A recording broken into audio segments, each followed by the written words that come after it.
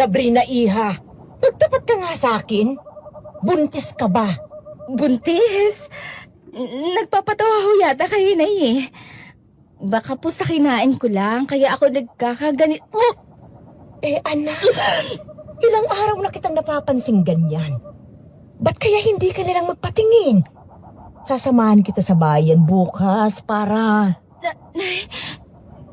Sa tiyan ko, Inay, may gumagalaw. Para may sumisipa, Nay. Ano? Halika nga. Oh, Diyos ko, anak. Matigas itong puson mo. Parang may bata nga sa loob. Hindi ka nga kaya buntis, anak? Inay, imposible ho yun. Paano ako mabubuntis? Kung kahit kailan, hindi pa naman ako nagkaroon ng nobyo.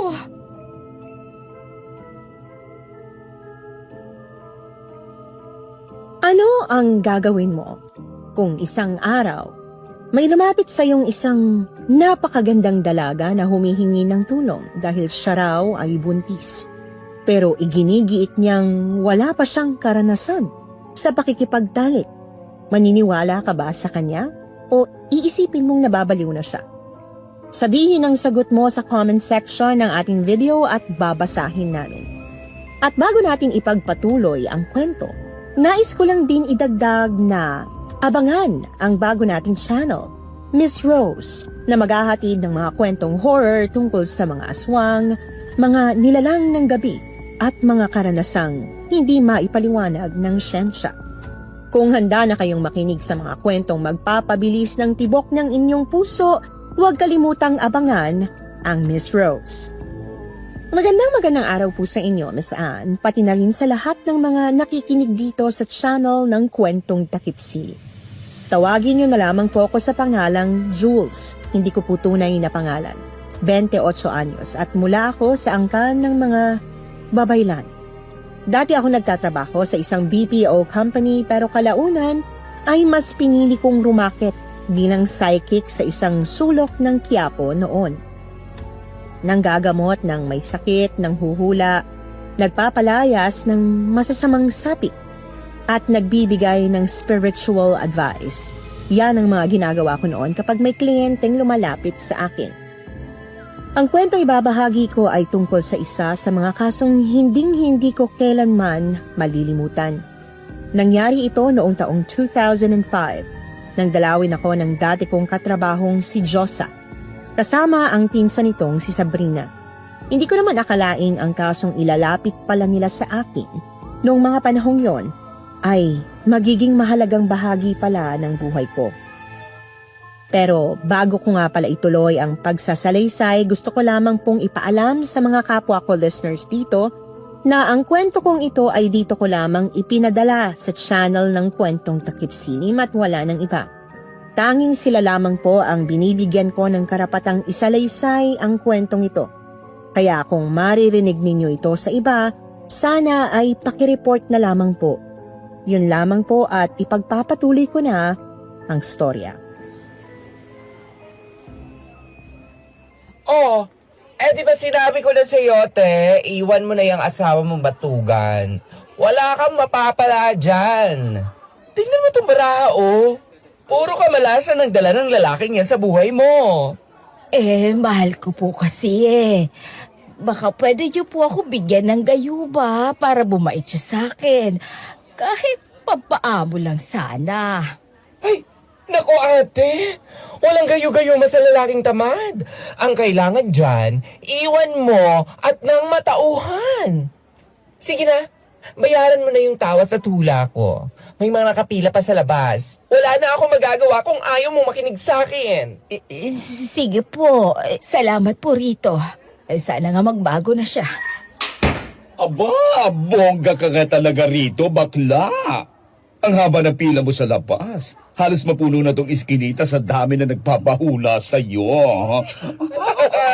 Father Josa, is that you? Anong ginagawa mo rito, ha? Ang tagal natin hindi nagkita. Sinabi mo pa, kaloka ang traffic papunta rito sa pwesto mo sa Quiapo. Pero kailangan kasi talaga namin ng tulong mo, Diyos. Ay, Naku, kung mangungutang ka, wala akong cash ngayon. Puro barya lang tong kinita ko sa mga nagpapatawas. Ibang manghuhula na lang ang utangan mo. Hoy, tsaka. Hindi ako uutang, no? May ipapatingin sana ako sa'yo. Seryoso ito. Kasama ko yung pinsan ko. Sabrina, pasok ka rito. Huwag ka matakot. Mabait tong baklang to. Magandang hapon po.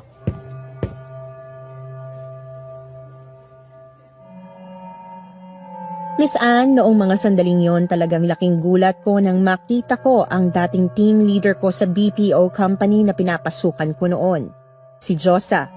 Pareho kaming Becky niyan, pero mas senior siya sa akin, kaya mother ang tawag ko sa kanya. Matagal kaming hindi nagkita simula nang mag-resign ako at mag-full-time sa pagiging manghuhula at albularyo sa isang sulok ng Quiapo. Pero ang mas nakakuha ng atensyon ko ay yung kasama niya, yung pinsan niyang si Sabrina. Hoy, Jules. Ano't nakatulala ka na dyan? Nakanganga ka pa. Huwag mo sabihin na tomboy ka bigla sa ganda ng pinsan ko? Ha? Ano?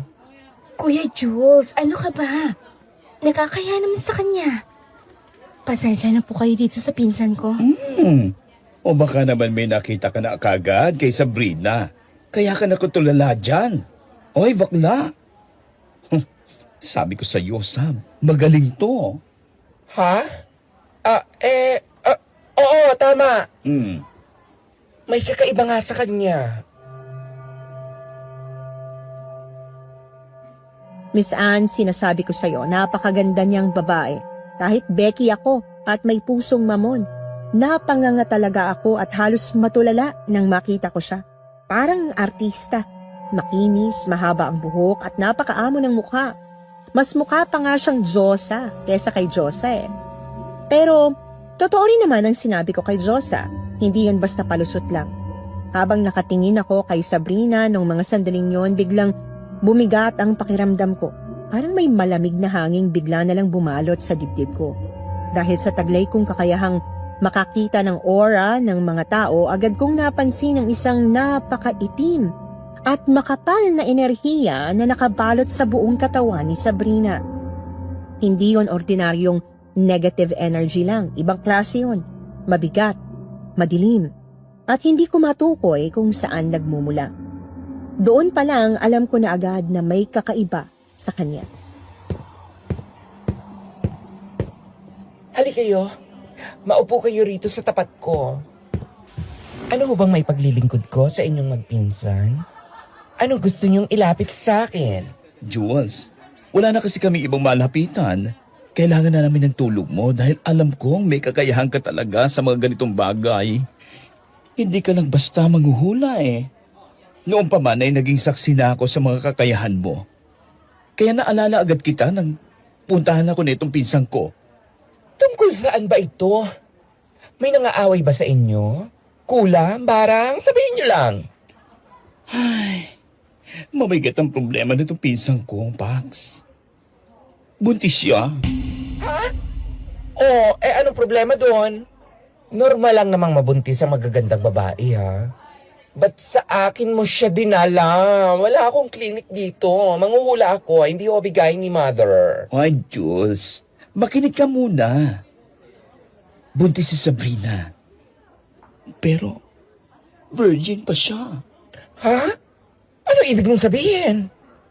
Wala pa siyang karanasan sa mga lalaki. Kaya, imposible mabuntis siya. Napataas ang kilay ko noong marinig ko yon, Miss Anne. Sa una, parang wala akong nakikitang problema doon. Hanggang sasabihin ni Josa ang kakaibang bahagi ng kwento. Naisip ko, baka naman nagalaw ng hindi namamalayan o may itinatagong boyfriend tong si Sabrina na ayaw niyang aminin sa pamilya nila. Pero, nang tingnan ko ng maigi ang mga mata ng dalaga, nakita ko ang matinding takot at panginginig niya. Hindi siya nagsisinungaling. Nakita ko rin yung kaitiman ng oras sa paligid niya na lalong kumakapal sa bandang tiyan. Dahil daw sa kakaibang sitwasyong ito, napilitan ng dalaga na lumuwas ng Maynila mula sa probinsya nila para lang humingi ng tulong dito kay Diyosa. Imposible mang pakinggan na mabubuntis ang isang babae na wala pang karanasan sa pakikipagtalik, pero bilang isang taong nakakakita ng mga presensya ng nilalang na hindi nakikita ng ordinaryong mata, naniniwala ako sa kanya.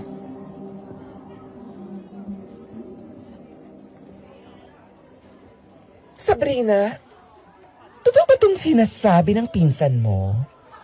Baka naman may nangyari sa iyo na hindi mo matandaan. O baka nalasing ka sa isang party doon sa probinsya ninyo. Wala po. Wala talaga. Hindi po ako lumalabas ng gabi para mag-party. Palagi lang po ako nasa bahay. Bigla na lang po ako nakaramdam ng mga sintomas ng pagbubuntis. At hindi na ako tinadatan. Paano ka nakakasiguro na buntis ka nga? Baka naman may cyst ka lang sa matris. Nagpa-check up ka na ba sa doktor? Opo. Nag-pregnancy test na rin po ako. Positive po lahat. Pero iba po yung pakiramdam ko.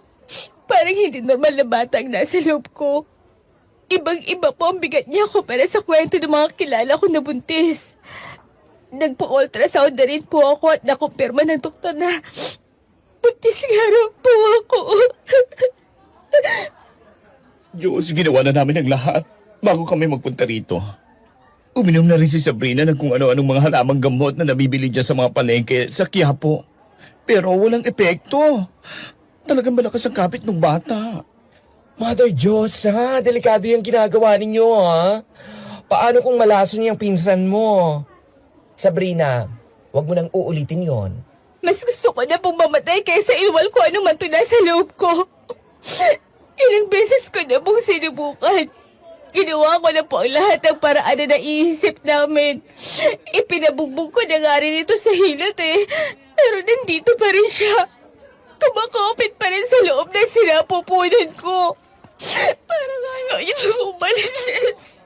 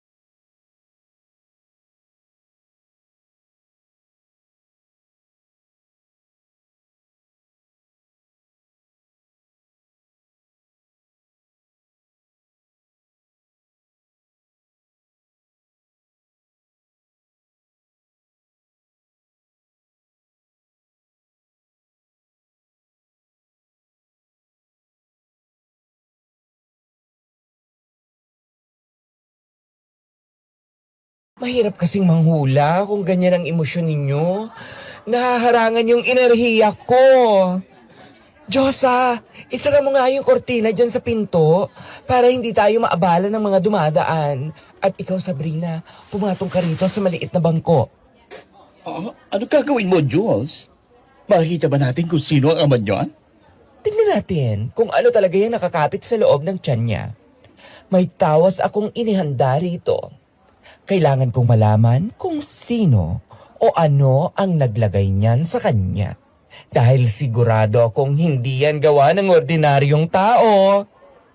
Masasaktan po ba ako kapag tinawas niyo ako? Hindi naman. Medyo mainit lang tong langis na ipapahid ko sa tiyan mo. Pero hindi kita papasuin. Huwag kang mag-alala. Ipikit mo lang yung mata mo. Huminga ka ng malalim. Dalian mo na, bakla. Kinikilabutan ako dito sa pwesto mo ngayon. Parang ang bigat ng hangin.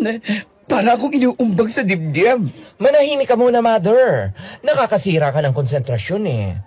Kailangan ko mag-focus.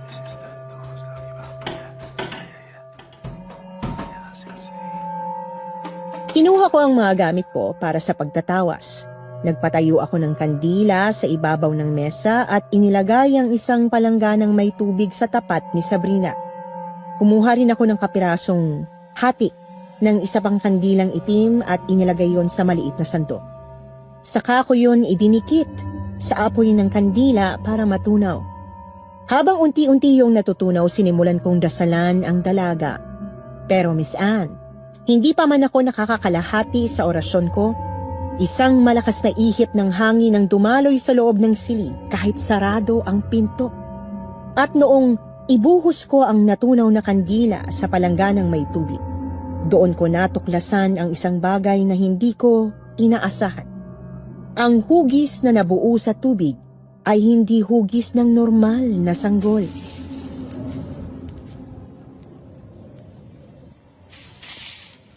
Tingnan ninyong mabuti kung anong lumabas na hugis dito sa tubig. Ay, Diyos ko! Ano yan, Diyos? Bakit ganyan ang itsura niyan? Kuya Jules, ano po yan? Bakit parang hugis hayop? Isang halimaw. Wala itong hugis ng isang normal na bata, Sabrina. Tingnan ninyo ang forma ng tumigas sa kandila. May mahahabang kuko, nakabaluktot ang katawan, at tila may mga sungay sa ulo. Ay, wagla! Kinikilabutan ako! Ano bang ibig sabihin yan? Buntis siya sa isang maligno? Paano nangyari yun? Hindi nga siya lumalabas ng bahay at lalong wala siyang lalaki. Dahil hindi ginamit ang pisikal na paraan para ipasok ito sa sinapupunan niya, Mother Josa. Sabrina, may nakaalitan ba kayo sa probinsya ninyo? May nakaaway ba ang mga magulang mo o ikaw mismo? Wala po. Wala po akong matandaan na inaway namin. Mababait po ang mga magulang ko. At tahimik lang po ang buhay namin doon. Imposible. Hindi ito simpleng sumpa o kulam na isinaboy lang sa hangin. Isang napakatapang at napakaitim na orasyon ang ginamit dito. Ang dinadala mo sa tiyan mo, Sabrina, hindi yan tao. Isa yung masamang espiritu na naghahanap ng sisidlan. At ang katawan mo ang ginawa nilang pugad para magkaroon ito ng pisikal na anyo kapag isinilang. Sisidlan? Pugad? Jules, lilawin mo ka? Hindi ko magets eh. Paano naging pugad ang pinsan ko? Gustong mabuhay ng espiritong ito sa mundo natin.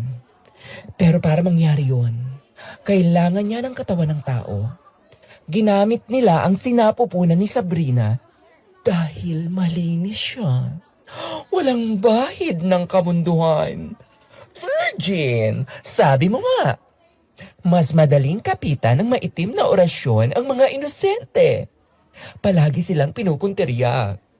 At kapag hinayaan nating lumaki yan at mailuwal, isang ganap na halimaw ang maghahasik ng lagim. Hindi lang sa pamilya ninyo, kundi sa buong lugar ninyo. Halimaw? Diyos ko! Paano siya nagganon? Ano na nga? Sa tingin ko, doon niya nakuha ng matatanda ang ideya tungkol sa mga tiyanak. Ang kaibahan lang, hindi nabubuo ang mga nilalang na yon dahil sa pagpapalaglag. Mga espiritu sila na ipinapasok sa katawan ng tao para magkaroon ng sarili nilang physical form.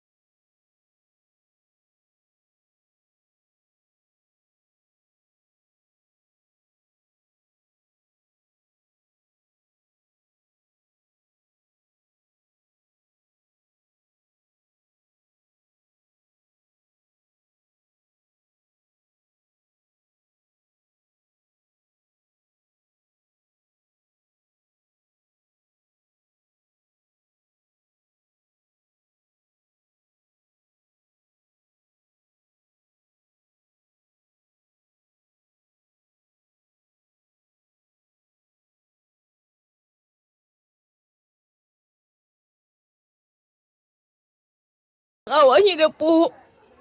Ano pong gagawin ko? Paano ko po ito tatanggalin? Ayoko pong magsilang ng halimaw. Jules, tulungan mo kami. Kahit magkano babayaran ko, utangin ko. Tanggalin mo lang yung nasa loob ng pisang ko. Baka kainin niya ng lamang loob ni Sabrina kapag nagtagal. Hindi ito nadadaan sa pera, Mother Josa. At hindi ko ito basta-basta matatanggal dito lang sa pwesto ko. Napakalakas ng itim na mahika na nakakapit sa kanya. Kailangan nating malaman kung sino o ano ang punot dulo nito. Sabrina, mag-isip kang mabuti. Ano ang mga kakaibang nangyari sa inyo bago ka nakaramdam ng sintomas ng pagbubuntis? Kahit maliit na detalye, sabihin mo sa akin. Ang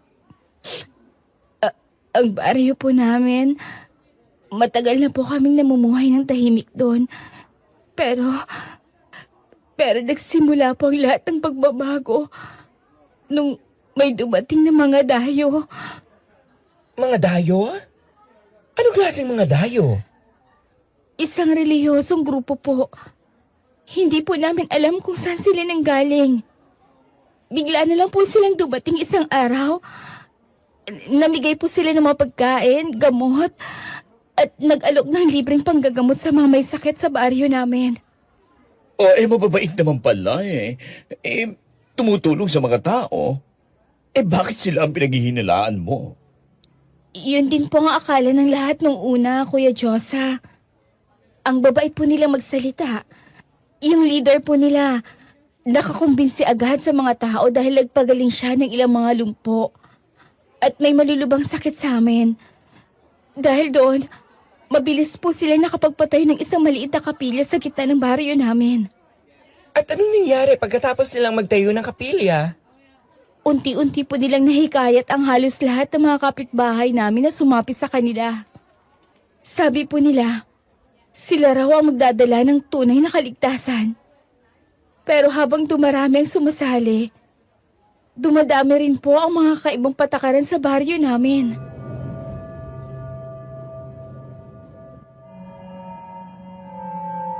Habang nagkukwento si Sabrina, Miss Anne, mas lalong lumalamig ang paligid ng loob ng aking tanggapan. Ramdam ko na ang kwentong ito ay hindi na lang basta tungkol sa isang isinumpang dalaga, kundi tungkol sa isang buong baryo na unti-unting nilalamon ng isang malaking bitag. Tahimik lang kaming nakikinig ni Josa habang inilalarawan ni Sabrina ang mga sumunod na nangyari. Ayon sa kanya, naging panatiko ang mga tao. Nakalimutan na nila ang mga dating gawi at naging sunod-sunuran sa mga salita ng leader ng nasabing kapilya. Pero may isang pamilya na hindi nagpadala sa mabulaklak na salita ng mga dayo. Walang iba kundi yung pamilya ni Sabrina. Nanatili silang nakabukod at hindi nakikihalubilo sa mga aktibidad ng kapilya, bagay na hindi ikinatuwa ng mga bagong pinuno ng kanilang baryo.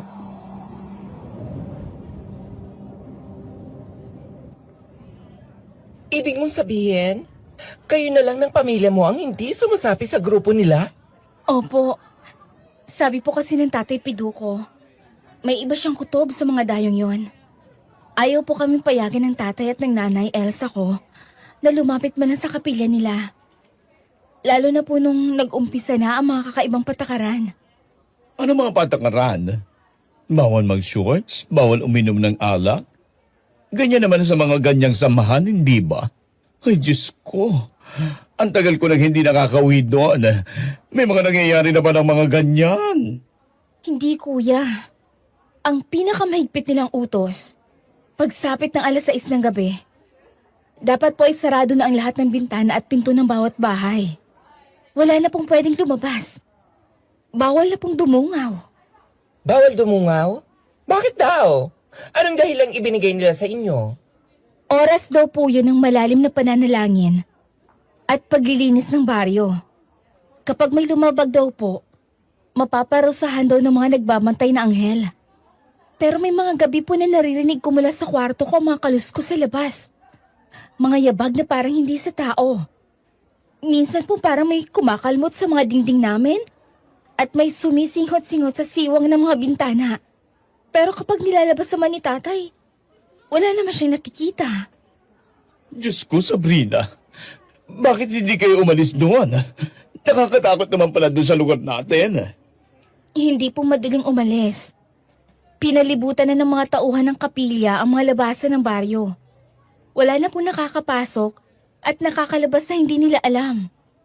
Gumawa lang talaga ako ng paraan para makalabas. Yung anak kasi ng punong pastor, nakikipaglapit sa akin kaya inuto ko siya para payagan ako makalabas ng baryo. Sir Joseph, ganyan na pala ang nangyayari doon sa inyo. Opo, Kuya Josa. Nung isang buwan po, isang gabi may narinig ako mga taong bumubulong sa paligid ng bahay namin. Hindi po pamilyar ang lingwahe. Parang dasal na paungol. Kinabukasan po, doon ko na naramdaman ang bigat sa tiyan ko. At hindi na po ako tinatnan.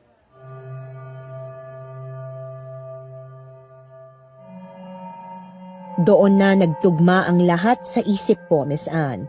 Ang relihiyosong grupo na yon ay hindi mga sugo ng Diyos. Malakas ang kutob ko na isa itong kulto o grupo ng mga manggagaway na gumagamit ng pananampalataya para kontrolin ang mga tao. Pinapakain nila ang mga taga-baryo ng mga kasinungalingan at kapalit nito ay ang kalayaan ng mga tao. At dahil tumanggi ang pamilya ni Sabrina na magpasailalim sa kanila, pinarusahan nila siya. Ito ang paraan nila para tuluyang sakupin at sirain ang natitirang pag-asa ng pamilya. Isang napakatalino pero napakasamang plano. Yon ang una kong hinala, pero hindi pa rin ako sigurado doon.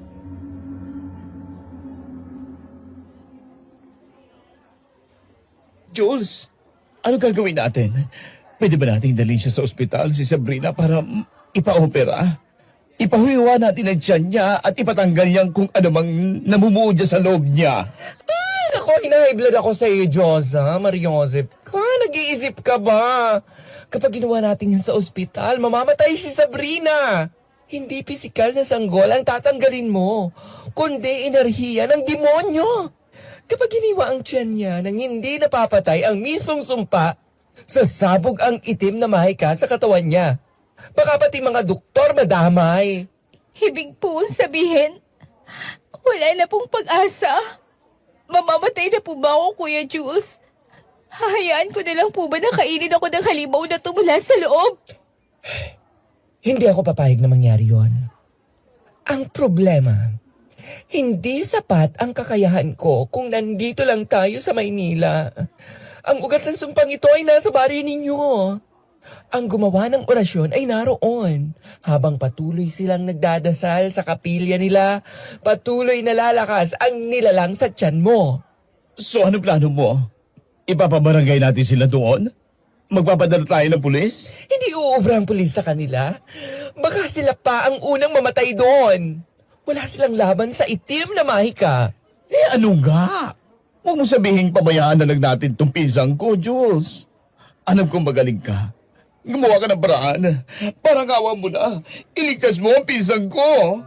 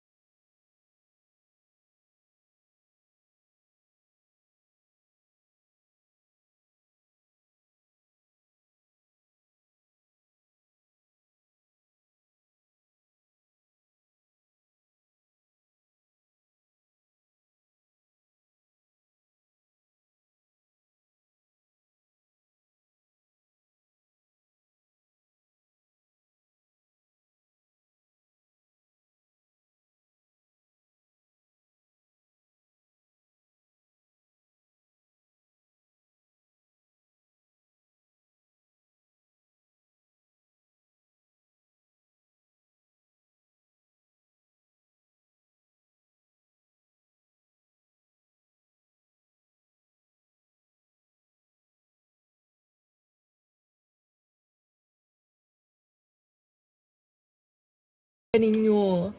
May bala ka pang bumalik, hindi ba? Dahil naiwan doon ang mga magulang mo. Sa makalawa po, kailangan ko na po umuwi dahil baka maghinala ng mga tao sa kapilya kung bakit ako nawawala. Baka pag-initan nila ang mga magulang ko. Mabuti. Aayusin ko ang mga gamit ko bukas. Maghahanda ako ng mga pangontra, mga langis at mga sangkap na kailangan ko. Ha? Anong ibig mo sabihin, Jules? Sasama ka? Saan ka pupunta? Sasama ako sa inyo. Pupunta ako sa baryo ninyo. Haharapin natin ang kultong yan. Haharapin natin kung sino man ang naglagay niyan sa tiyan mo. Totoo po? Sasama po kayo sa akin? Oo. Kailangan kong sirain ang orasyon kung saan ito ginawa. Kailangan kong matukoy kung sino ang leader nila at kung anong klaseng nilalang talaga sila. Hoy, bakla, nababaliw ka na ba? Gusto mo bang magpakamatay? Sabi nga ni Sabrina, kontrolado na kung anumang kulto yung baryo namin. Wala kang lusot doon. Isang baklang manghuhula, dayo, papasok sa lungga ng mga halimaw. Paghihinalaan ka kaagad nila. Gagawin ka nilang lechon doon. Kaya nga hindi ako papasok doon bilang isang baklang manghuhula, Diyosa. Ha? Ano? Magpapanggap kang pulis? Hindi. Papasok ako doon bilang kasintahan ni Sabrina. Po? Papasok ako sa bari ninyo bilang nobyo mo, Sabrina. Magpapanggap akong isang tunay na lalaki at sasabihin natin sa lahat na ako ang ama ng dinadala mo. Oh my God! Ikaw? Magpapanggap ka lalaki? Oh, bakla! Sa kembot mo pa lang. Sa pilandig ng mga daliri mo, booking na kagad. Ay, anong alam mo sa pagiging straight? Kung kailangan ko magmukhang paminta, gagawin ko. Mother Diyos, babaguhin ko ang kilos ko, ang boses ko, pati ang forma ko. Ito lang ang tanging paraan para makapasok ako sa baryo nang hindi nila pinagdududahang albularyo ako. Sasabihin nating, ikaw ang nagpakilala sa akin kay Sabrina noon pa. Kung iisipin nilang ako ang nakabuntis kay Sabrina, iisipin nilang hindi sila nagtagumpay sa orasyon. Hindi rin nila ako makikita bilang banta. At habang nakabantay ako kay Sabrina, bilang nobyo niya, malaya akong masusuri ang buong lugar. Kuya Jules, napakalaking sakripisyo po nito para sa inyo. Itataya niyo po ang buhay niyo para sa pamilya namin? Wala na tayong ibang pagpipilian, Sabrina. Kung gusto mong iligtas ang sarili mo at ang buong baryo ninyo, kailangan nating linlangin ang mga nanlilinlang sa inyo.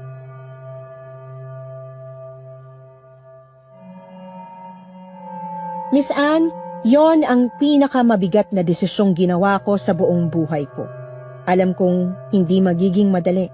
Hindi lang buhay ko ang nakataya, kundi pati ang kaluluwa ng dalagang nasa harapan ko at ang mga magulang niyang naiwan sa probinsya. Wala na itong atrasan.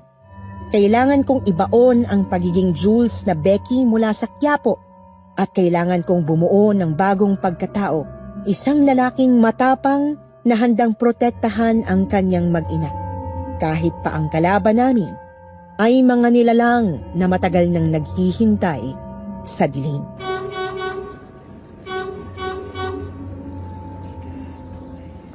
Diyos ko, Jules! Umayos ka nga ng upo mo. Ang sikip-sikip na nga ng upuan natin tapos nakadikwatro ka pa dyan na parang sasali ka sa Miss Universe. Paano ka magmumukhang straight niyan?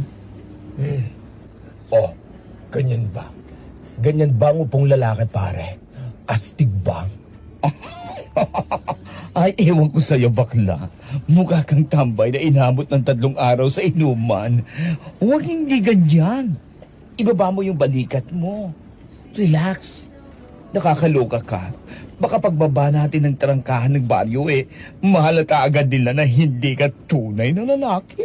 Nahihirapan nga ako, Mother Diyosa. Hindi madaling pigilan ang pagpilantik ng mga dariri ko, no? At saka, ang init-init nitong suot kong leather jacket. Feeling ko action star ako sa pelikula noong 90s.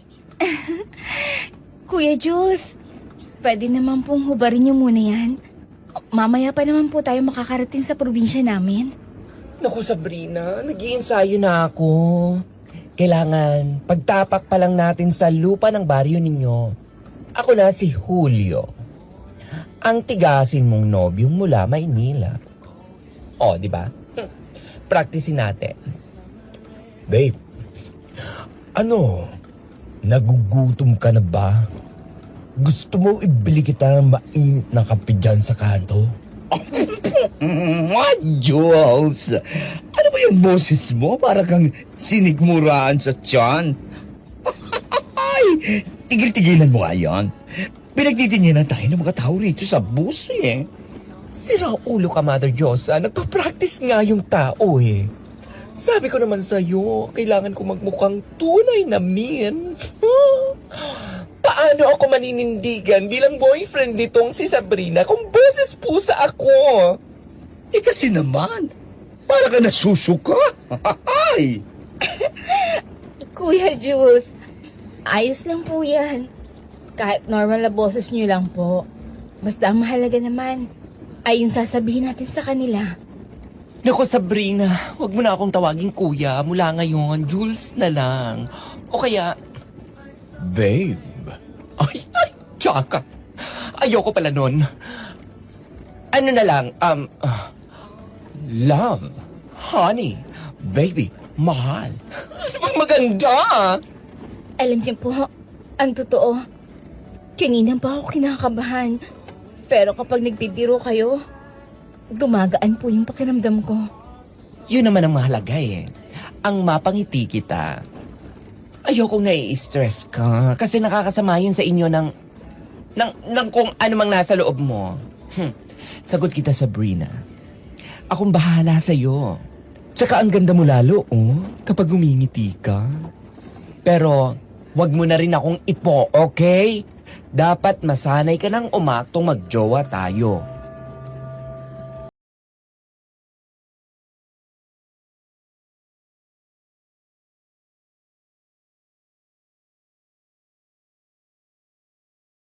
Sa unang pagkikita kasi namin sa Quiapo, puro takot at luha lang ang nakita ko sa kanya.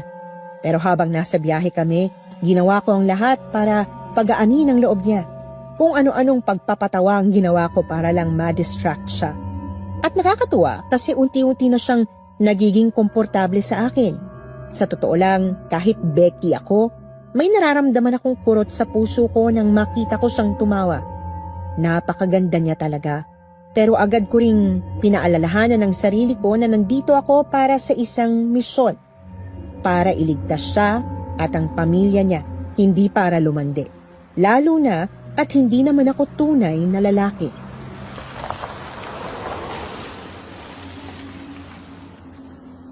Eto na ba yung baryo ninyo? Aba, kaya naman pala kayo pinupunterian ng damuhong yun eh. Napakalayo ninyo sa kabihasnan. Halos 3 oras din tayong bumiyahe. Mula doon sa bayan, bukod pa yung biyahe natin galing Maynila. Oo. Kaya nga ilang taon na ako hindi umuwi dito. Napakalayo. Teka. Ba't ganito dito? Pag alas 5 pa lang ng hapon na. Bakit parang ghost town na itong baryo namin? Oo nga, ang tahimik masyado. Wala man lang mga batang naglalaro sa labas. Nagsasara na po sila ng mga bahay. Ganyan ang patakaran ng kapilya. Bago mag-alas 5, dapat nasa loob na lahat. Dalian na natin. Malapit na po ang bahay namin dito. Sige. Kunin mo na yung mga gamit ninyo, Diyosa. Ako na sa malaking bag. Sabrina, hawakan mo ang braso ko. Mula ngayon, mag-uumpisa na ang pagpapanggap natin. Okay? Ayos mo, tindig mo, bakla. Ayun na yung bahay ni na Tito Pido. Sabrina, anak! Oh, Diyos ko! Pido! Pido, nandito lang anak natin! Sabrina, anak ko, saan ka ba nagpunta bata ka? Pinag-alala mo kami ng sobra ng nanay mo. 1 buwan kang nawala. Nay, Tay, patawarin niyo po ako. Naganap lang po ako ng lunas. Nagtulong. Hindi ko na po kasi alam ang gagawin ko. Diyosa, pamangkin, ikaw bang kasama ng anak ko? At sino itong lalaking ito? Tita Elsa, Tito Pido. Magandang hapon po. Opo, ako po ang pinuntahan ni Sabrina doon sa Maynila. At ito nga po pala si Jules. Kasamahan ko noon sa trabaho. Magandang hapon po, sir, ma'am. Ako po si Jules, kasintahan po ni Sabrina. Asintahan. Walang nababanggit sa amin ang anak namin na may nobyo siya sa Maynila. Sabrina, anong ibig sabihin nito? Ang tiyan mo. May lunas ba kayong nakuha, anak? Tay Pido, Nay Elsa, pumasok muna tayo sa loob at isarin niyo ang pinto. Mahirap nang may makarinig sa atin dito sa labas. Ipapaintindi ko po sa inyo ang lahat.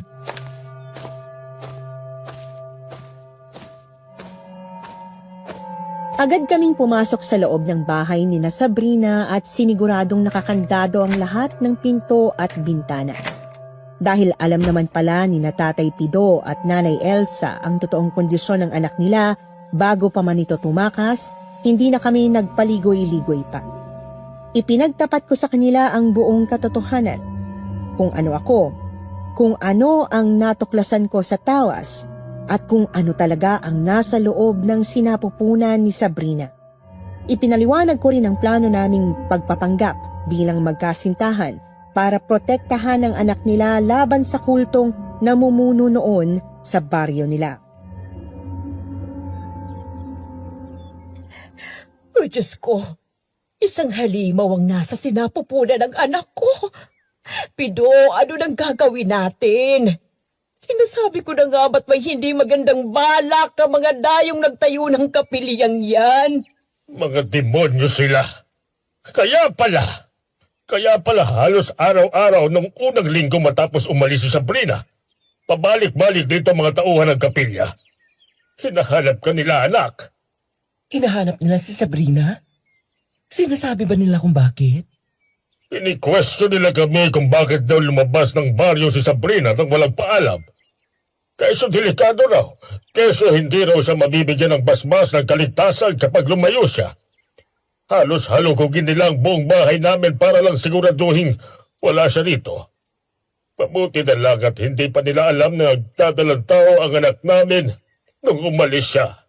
Diyos ko, Tito. Talaga binabantayan nila bawat galaw ng mga tao rito. Wala nang kalayaan ng mga taga-baryo, Diyosa. Nakikita niyo kung bakit maagang nagsasara ng pinto ang mga tao. Yan ay dahil may kumakalat na usap-usapan itong mga nakaraang linggo. May halimaw daw na gumagala sa baryo tuwing gabi. Halimaw? May nakakita na po ba? Walang naglalakas loob na sumilip. Pero may mga nakakarinig ng mga atungal at kaluskos. Sabi ng pamunuan ng kapilya, sila lang daw ang tanging may kakayahang pumigil at pumatay sa nilalang na yon sa pamamagitan ng kanilang panalangin at kapangyarihan.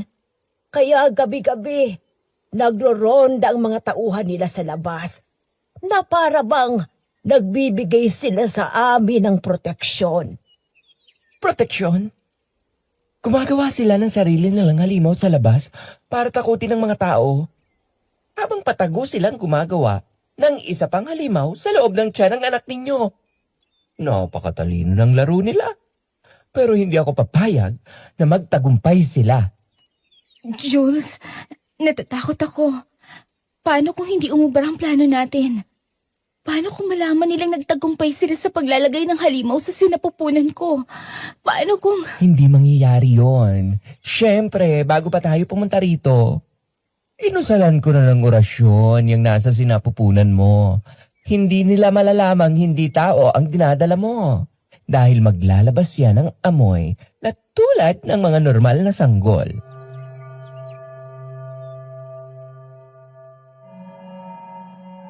Ganoon na nga ang naging setup namin, Miss Anne. Matapos kaming mag-usap, ay pinatuloy nila ako sa mismong silid din ni Sabrina para walang maging aberya ang plano namin. Total ay nasabi ko naman sa kanila noon na hindi talaga ako tunay na lalaki, kaya kampante silang magsama kami ng anak nila sa iisang silid. Bago kami magpahinga noong gabing yon at ipinaliwanag kong mabuti kina Tatay Pido na kinabukasan sigurado akong kakalat agad ang balita tungkol sa pag-uwi ni Sabrina.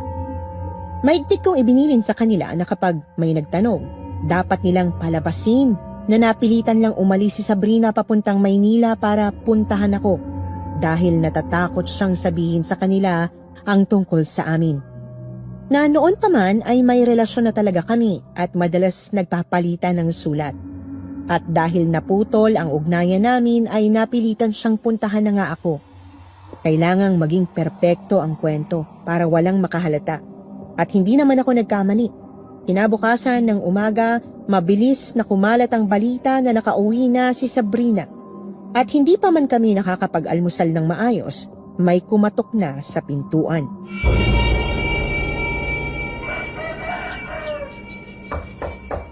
Tao po! Pang Pido! Aling Elsa! Nandyan po ba kayo? Si Leon yan. Yung anak ng punong pastor ng kapilya namin. Siya yung lumalapit-lapit sa akin noon. Ako nang harap. Hoy, bakit ikaw agad? Magtataka sila. Maganda nga yun. Kailangan mabigla ko sila para makilatis ko agad sila nang hindi sila handa.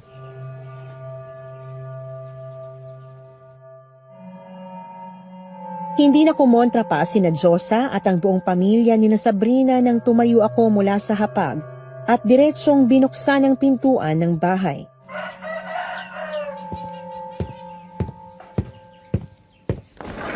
Magandang umaga ho. Anong kailangan nila? Magandang umaga. Ako nga pala si Leon. Nabalitaan ko kasing nakauwi na raw si Sabrina matapos mawala ng halos 1 buwan. Gusto ko lang kasing kumustahin kung maayos bang lagay niya. Ligtas mo siyang nakauwi? Ligtas naman ang girlfriend ko. Ako nga pala si Jules. Nobyo ni Sabrina. Nobyo? Oo. Boyfriend nga ako ni Sabrina.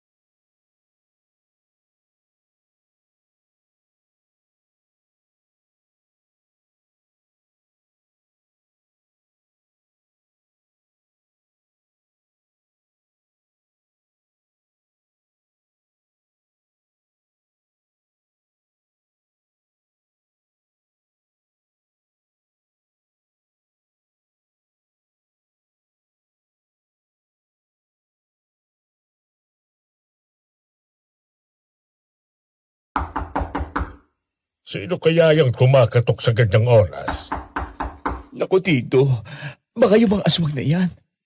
Huwag niyong bubuksan. Kalma lang, Mother Josa. Nakaharang ang mga orasyon ko sa buong bahay. Hindi sila makakapasok ng hindi imbitado. O kung makapasok man sila, mahihirapan silang gamitin ang itim na kapangyarihan nila. Sabrina, halika rito. Bakit? Upo ka sa tabi ko. Kailangan nilang makita na formal tayong nagsasama at komportable tayo sa isa't isa. Ayan, isandal mo yung ulo mo sa balikat ko. Sige. Oh, Elizardo. Leon. Ano ginagawa niyo rito ng ganitong oras? Akala ko may misa kayo ngayon sa kapilya. Magandang gabi, Pito. Elsa, nabalitaan ko kasi sa aking anak na may bisita pala kayo mula sa Maynila. At napansin namin hindi kayo nakadalo sa ating pananalangin. Kaya minabuti namin kami na ang pumunta rito upang magpaabot ng basbas. Ama, yan po si Jules. Ang kasintahan ni Sabrina. Magandang gabi po. Magandang gabi rin sa iyo, iyo.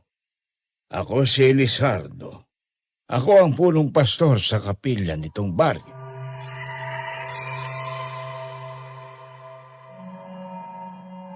Miss Anne, pagtapak pa lang ng matandang Elizardo sa loob ng salas, halos umikot na ang sikmura ko.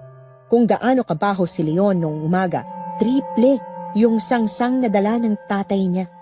Amoy nabubulok na laman at patay na hayop na iniwan sa arawan ng ilang linggo. Nakakahilo at nakakadiri. Sobrang higpit ng pagkakakuyom ko sa kamao ko para lang mapigilan ang sarili kong magsuka sa harapan nila. Napansin ko rin na nakatingin ng masama si Leon sa pwesto namin ni Sabrina.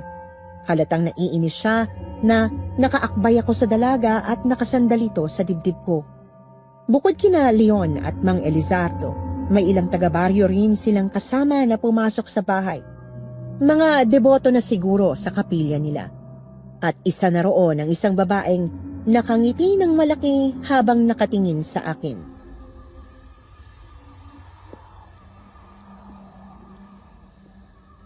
Naku, Sabrina! Totoo ang balita, nakauwi ka na raw. An? Nandito ka rin pala. Siyempre naman, kukumustahin lang kita. Grabe, isang buwan kang nawala. Tapos pag uwi mo, may dala ka na palang gwapong papa. Hi, Jules! Ako nga pala si Anne, kapitbahay at kaibigan ni Sab. Hello, Ann. Nice to meet you. Nice to meet you rin. Grabe, taga Maynila ka ba talaga? Ang kinis mo naman para sa isang lalaki. Tapos ang bango-bango mo pa. Anong pabango mo, ha? Baka pwedeng mahingi ang number mo. Para naman may guide ako kapag luluwas ako ng Maynila. Ang babakla. Napaka-atribida ng babaeng ito. Akala mo kung sino maganda mukha namang espasol sa kapal ng pulbos sa kanyang mukha. Agawin ka pa yata sa pisang ko. Hayaan mo lang siya. Ano ka ba? Huwag mo rin akong tawaging bakla. Pasensya na, Ann. Wala kasi akong dalang cellphone eh. Naiwan ko sa Maynila. Wala rin naman daw kasing signal dito, sabi ni Sab. Ay, sayang naman. Di tambay na lang ako rito madalas para makapagkwentuhan tayo. Total, mukhang mababoard ka rito sa probinsya namin. Ako magtutur sa iyo bukas. Nakakatuwa naman. At mukhang madali kang makakasundo ng mga taga rito, Jules. Sabrina, iha, masaya akong ligtas kang nakabalik sa atin. Lalo na at nasa ganyang kalagayan ka pala. Oo nga eh. Grabe, Sab. Ang tahimik mo ha, pero nasa loob palang kulo mo. Akalain mong buntis ka na pag uwi mo? Pero seryoso, Jules ha. Ang swerte mo kay Sab. Minsan nga lang, medyo boring yung kasama. Hindi tulad ko. Tapos ka na ba, An? Ha? Anong sabi mo? Sabi ko, kung tapos ka na bang makipagkwentuhan? Kasi medyo pagod na ako. Pagod pa kami ni Jules dahil sa layo ng biyahe namin mula sa Maynila. At kung titinan mo ang orasan, gabi na. Grabe ka naman, Sab. Nagkukumustahan lang naman tayo eh. At saka, kinakausap ko pa si Jules. Sa inaantok na nga ako. Masama sa buntis na nagpupuyat, di ba? Tsaka Jules, di ba sabi mo, gusto mo na rin magpahinga? Halika na sa kwarto natin. Gusto ko na matulog kasama ka, mahal. Ha? Oo. Sige. Tay, Nay, kayo na po ang bahala sa mga bisita natin. Pasensya na po, Mang Elisardo. Leon, kailangan na po namin magpahinga ng magiging asawa ko. Tara na, Jules.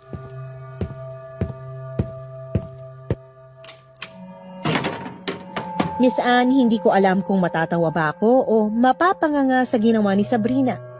Sa ilang araw naming magkasama mula pa sa Quiapo, noon ko lang siya nakitang magtaray ng ganoon. Akalain mo yun, yung mahinhin at laging nakayukong si Sabrina na mabilis matakot, biglang naging palaban. Hinila talaga niya ako papasok sa kwarto at iniwan sa sala sina Anne, Leon at yung punong pastor. Pagpasok namin sa silid, agad niyang isinara ang pinto at nagdadabog na naupo sa gilid ng katre niya. Ako naman, pilit kong kinakagat ang labi ko para hindi ako matawa ng malakas habang pinanonood siya.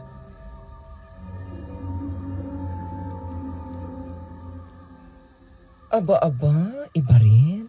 May tinatago ka palang kamalditahan dyan sa katawan mo, Sabrina. Nakakainis kasi yung babaeng yun. Napaka-atribida. Makadikit sa'yo. Kala mo kung sino. Kulang na lang umupo siya sa kandungan mo eh. Teka, nagsiselos ka ba? Huwag mo sabihin na insecure ka sa espasol na yon. Kaya mo ko hinila rito. Type mo rin ako, no? Jules naman eh. Hindi oh. Nainis lang ako kasi alam ko naman nagpapanggap lang tayo. Tapos siya, kung makalandi sa'yo, wagas. Paano kung mabuking tayo dahil sa kanya? Mamaya, madulas ka sa kakukulit niya sa'yo eh. Naku, palusot ka pa. Huwag ka mag-alala. Hindi tatalab sa akin ang karisma ng babaeng yon. Ayoko ng merlat na mukhang espasol. Sa'yo lang ako magpapakalalaki, mahal. Nang-aasar ka pa talaga. Bahala ka nga. Matutulog na ako. Huwag mo akong kakausapin. Uy, nagtampo. Sige na. Matulog ka na dyan, future wife. Magbabantay na muna ako rito sa tabi mo para makatulog ka ng maayos.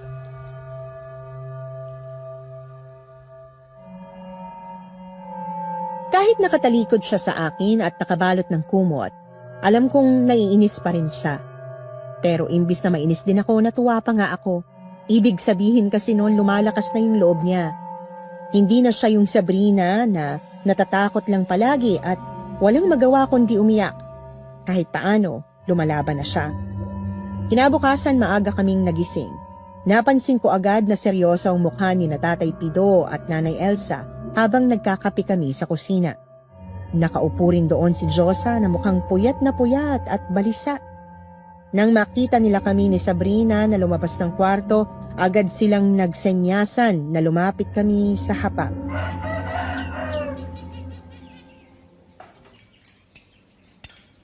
Jules, Sabrina, maupo muna kayo rito. May kailangan tayo pag-usapan. Bakit po, Tay? May nangyari po ba? Oo, anak.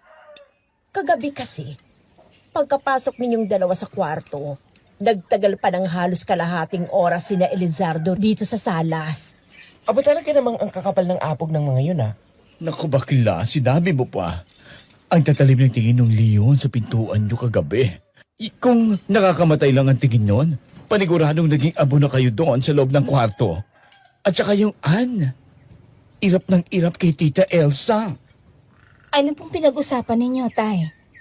May sinabi po ba silang masama laban sa atin? Nagtatanong kasi ang mga taga-kapilya, lalo na si Mang Elizardo, Gusto nilang malaman kung kailan daw ba talaga kayo magpapakasal nitong si Jules. Pagpapakasal? Bakit na po sila nagmamadali? Nasabi niyo na po bang may plano na kami para dyan? Hindi raw kasi magandang tingnan sa mga mata ng mga taga-baryo. Ayon sa aral ng kapilya, isang malaking kasalanan daw na nagsasama sa iisang bubong. Lalo na sa iisang kwarto, ang dalawang taong hindi pa kasal. Nakakabahala raw yon para sa moralidad ng baryo natin. Medyo nagkainitan nga kami ni Elizardo kagabi tungkol dyan, Jules. Sabi ko sa kanya, huwag na silang makialam dahil pamilya natin ito. At tayo nang magdidesisyon kung kailan kayo ikakasal. Buhay natin ito, hindi sa kanila. Pero napakamapilit ng lintik ngayon. True. Ang sabi pa nga nung matandang amoy lupa na yon, bilang pinuno ng espiritual na samahan sa baryong ito, tungkulin kong linisin ang namang mansa ng kasalanan na maaaring magdala ng sumpa sa ating lugar. Ang kapal ng buka! Sila na nga itong may dala ng sumpa eh. Tapos, anong gusto nilang mangyari ngayon? Gusto ni Elizardo na doon kayo ikasal sa kapilya nila. At dapat daw sa lalong madaling panahon, bago pa man lumaki ng husto ang tiyan ni Sabrina, sila raw mismo ang mag-aasikaso ng lahat ng seremonya at handaan.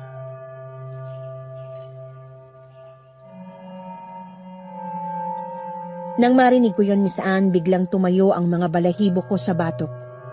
Hindi dahil sa takot, kundi dahil sa mabilis na pag-ikot ng isip ko sa kung ano ba talaga ang plano nila.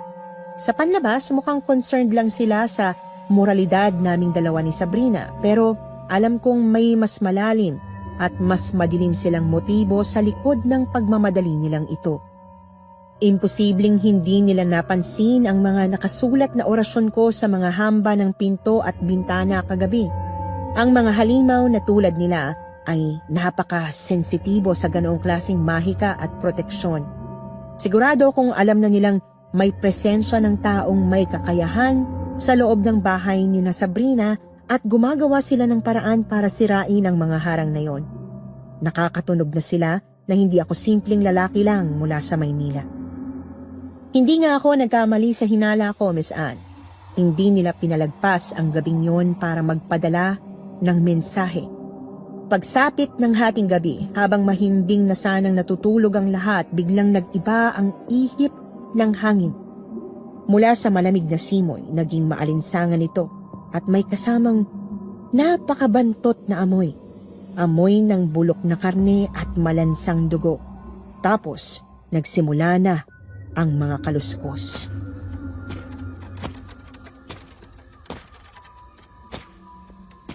Jules, gising ka ba? Naririnig mo ba yun? Diyos ko, nasa labas yata sila ng bintana natin. Shh! Huwag ka maingay. Hindi makakapasok yan dito. Parang pilit nilang pinubuksan ang pinto sa kusina, Jules. Naririnig ko ang pag-uga ng trangka. Aray, Jules, ang sakit. Sabrina, ano ba sakit? Ang tiyan mo? Oo, parang kinakalimot mo na sa loob. Ayoko na. Parang awa niyo na. Ang sakit! Ang sakit! Diyos! May aswang sa... Diyos ko, Sabrina! Ano ba? Bakit may dugo? Diyos ko, dinudugo ka! Ay, Diyos ko, Pino, ang anak natin, dinudugo. Tulungan niyo kami. Ang daming dugo sa kumot niya.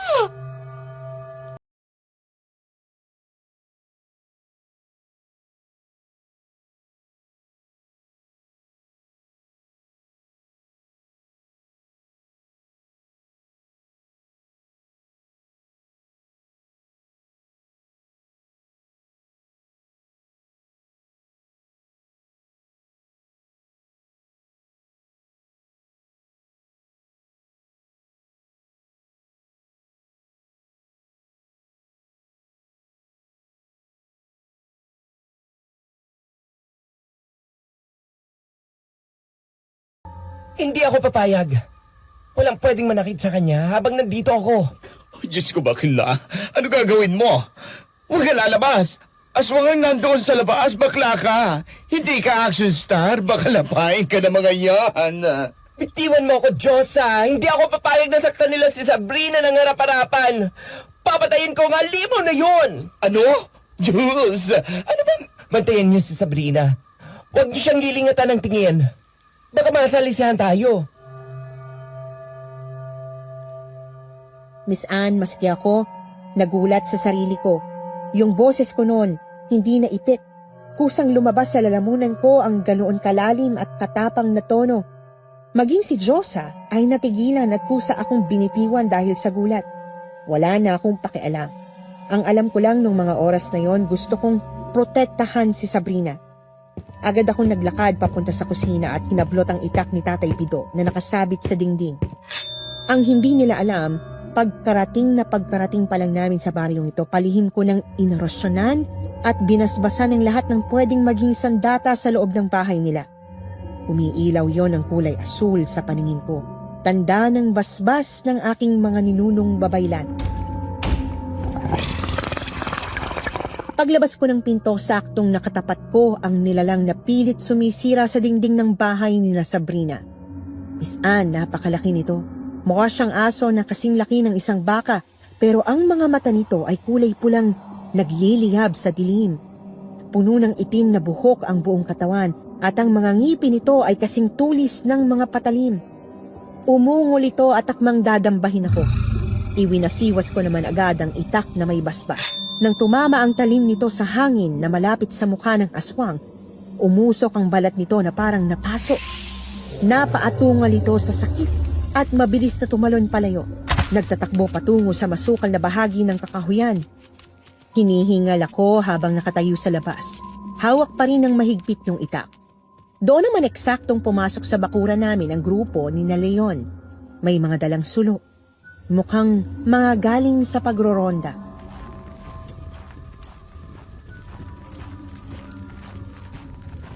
Jules, anong nangyari dito?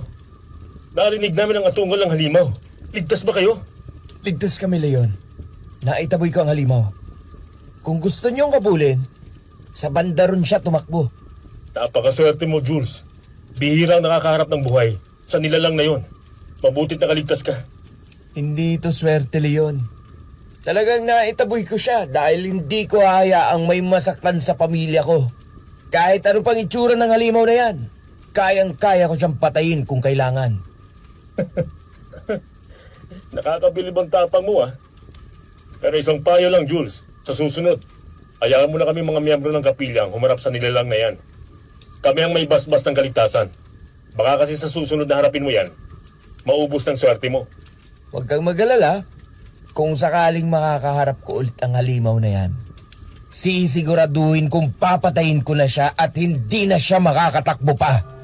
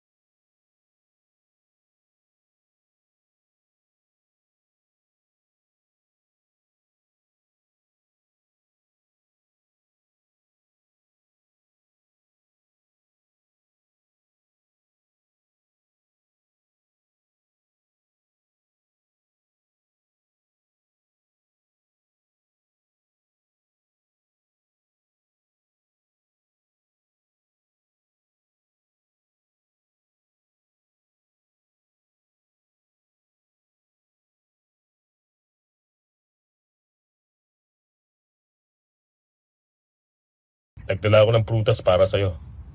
Mga sariwang mansanas at mangga. Kailangan mo magpalakas para sa kalusugan mo at ng bata. Nag-alala rin kasi ako sa'yo dahil sa nangyaring pagsugod ng halimaw dito noong nakaraang gabi. Salamat, Leon. Pero hindi mo na kailangang mag-abala. May mga prutas pa naman kami sa loob. Wala yon. Gusto ko lang makatulong. Alam mo, mas mapapanatag siguro ang isip mo kung dadalo ka sa ating mga gawain sa kapilya. May mga panalangin kami roon para sa mga nagdadalang taong tulad mo. Panigurado magiging payapa ang kalooban mo doon. Ano kaya kung isama kita mamaya? Di na kailangan, Leon. Ayos lang naman ang girlfriend ko. Nandito naman ako. Jules, nandiyan ka pala. Siyempre naman. Nandito lang ako palagi. Di ba, mahal? Ako nang bahala sa mga prutas. Salamat dito, bro. Pero sa susunod, ako nang bibili para sa kanya. Medyo maarte kasi sa pagkain tong nobya ko eh. Ganun ba? Sige, mauna na ako. Sabrina, pag-isipan mong aloko ha.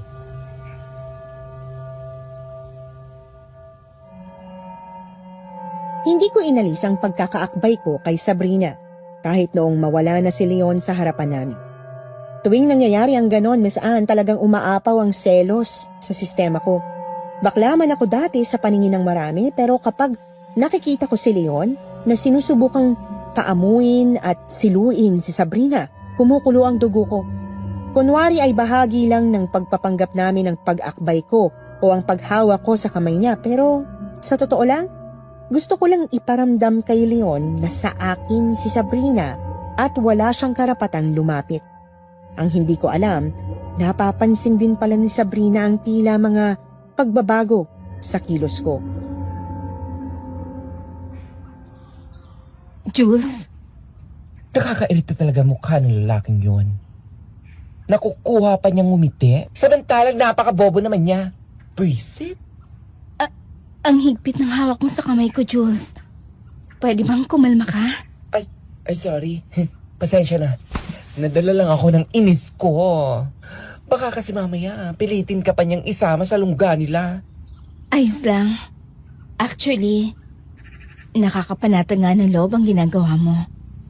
Sa tuwing hinahawakan mo ko ng ganyan sa harap niya, nawawala yung kaba ko kapag malapit si Leon. Pakiramdam ko, totoo talagang puprotektahan mo ako kahit anong mangyari. Bakit? Totoo namang poprotektahan kita.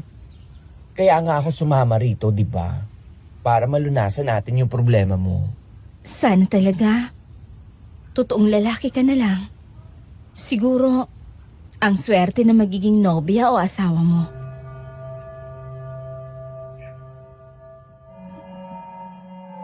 Napalunok ako nang sabihin niya yon. May naramdaman akong mainit na kuryente sa dibdib ko. Unti-unti kong nakikita na may pagbabago na rin pala sa paraan ng pagtingin sa akin ni Sabrina.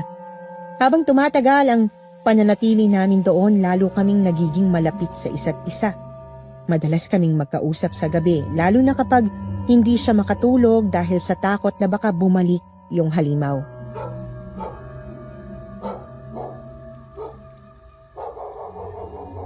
Jules, gising ka pa ba? Sabrina? Teka, bakit? Sumasakit na naman bang tiyan mo? Oo. Parang pinipilipit yung laman loob ko, Jules. Natatakot ako. Paano kung bigla na lang itong lumabas? Paano kung mamatay ako bago pa ito maalis sa katawan ko? Shh! Huwag mong isipin yan. Hindi ko hahayaang mangyari yan, okay? Magpakatatag ka lang, Sabrina. Ako nang bahalang lumaban para sa'yo. Hindi kita isusuko ngayon. Huwag kang mag-alala. Hindi naman ako tumitigil. Humahanap lang ako ng tiyempo para magawa ko ng kontrahin yung ritual na ginagawa nila sa'yo. Salamat. Salamat talaga. Halika. Humiga ka rito sa hita ko. Patutulugin kita. Patutulugin? Paano? Di kakantahan kita. Hinimas ko ang buhok ni Sabrina nang umunan siya sa hita ko. Pagkatapos ay umusal ako ng mga orasyon para pakalmahin ang halimaw sa loob ng sinapupunan niya. Nang makita kong umiiyak pa rin siya dahil sa labis na takot at pagod, hindi ko alam kung saan ko nakuha ang lakas ng loob, pero sinimulan ko siyang kantahan.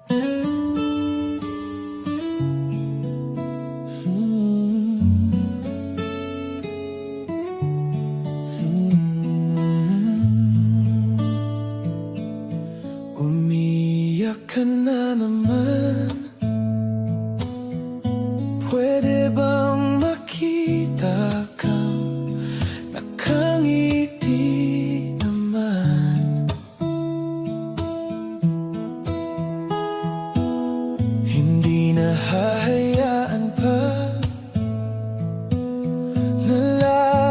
may luha, iyong mga mata.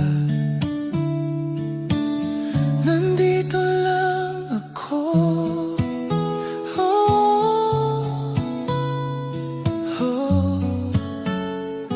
Hindi ka na mag-iisa,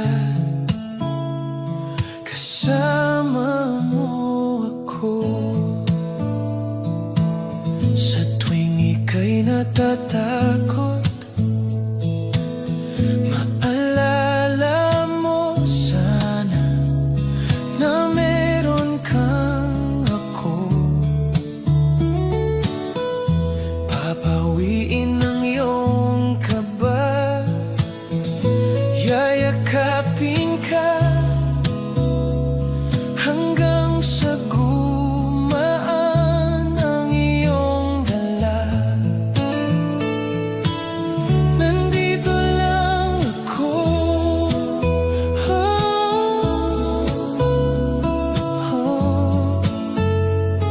Hindi ka na mag-iisa,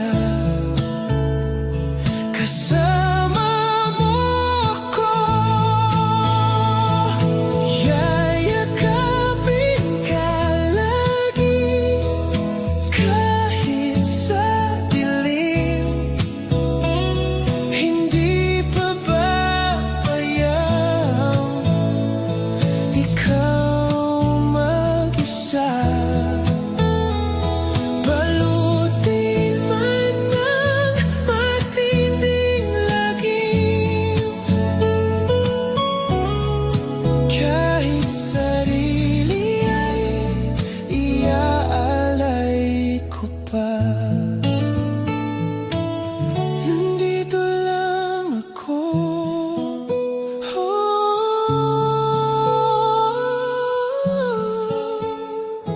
Hindi ka na mag-iisa,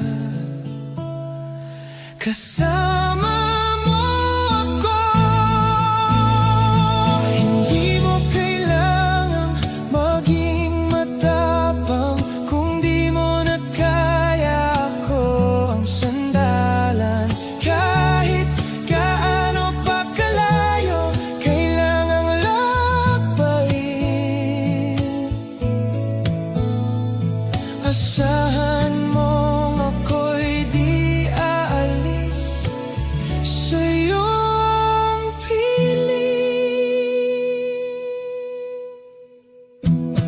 Yayakapin ka lagi, kahit sa dilim. Hindi pababayaan ikaw mag-isa. Balutin man ng matinding lagim, kahit sarili ay iaalay ko pa. Nandito lang ako. Nandito lang ako. Dahan na sinta, kasama mo ako.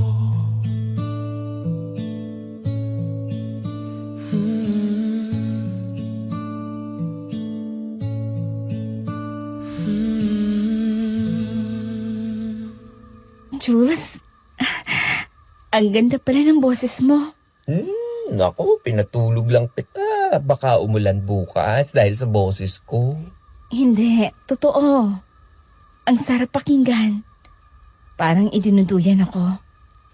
Kapag kasama kita, nakakalimutan kong nasa panganib tayo. Matulog ka na. Nandito lang ako. Babandayan kita buong gabi.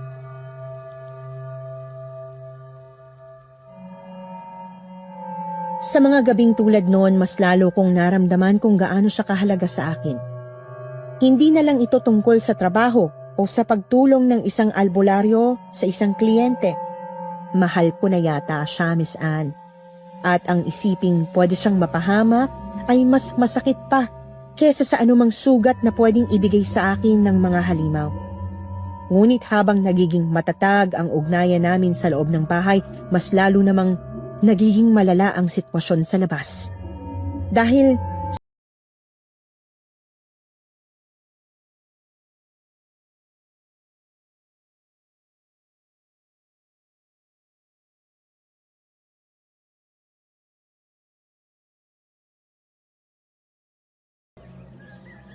Kaya hindi na tayo tinatantanan ng kamalasan dito sa banyo eh. May mga makasalanan kasi tayong kasama. Ay, sinabi mo pa, Aling Melody. Halos gabi-gabi na tayong ginugulo ng halimaw na yan. Ay nagagalit ang langit sa kanila. Paano may kasama pa silang bakla dyan sa loob? Yang pamangkin ni Pito, nakaw, salot sa baryo.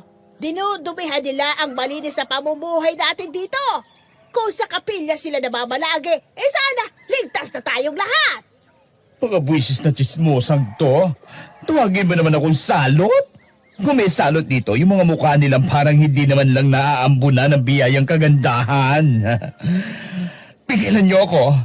Gusto kong sabuyan ng kumukulong mantika ang bunganga ng mga yan. Pabayaan mo sila, Diyosa. Yan ang gusto ni na Leon. Ang magalit sa atin ang buong baryo para mawalan tayo ng kakampi. Ganyan nila nakukontrol ang isip ng mga tao.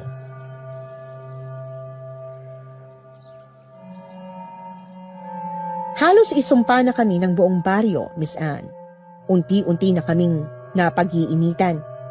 Hindi na lang aswang sa gabi yung kalaban namin, kundi pati na rin ang mga taga-baryong nabulag na ng maling pamumuno ng kapilya. Parang unti-unti na kaming kino-corner sa isang napakaliit na espasyo. Wala kaming malapitan at kami-kami na lang ang magkakampi.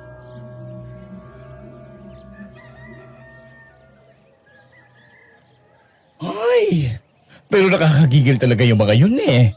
Kung makapagsalita sila, para sila ang may-ari ng moralidad sa mundong ito. Porque ganito tayo, salot agad. Alam mo, noong sinaunang panahon, bago pa man tayo sinakop ng mga Kastila, dala ng relihiyon at paniniwala nila, hindi naman ganyan ang tingin sa mga katulad natin.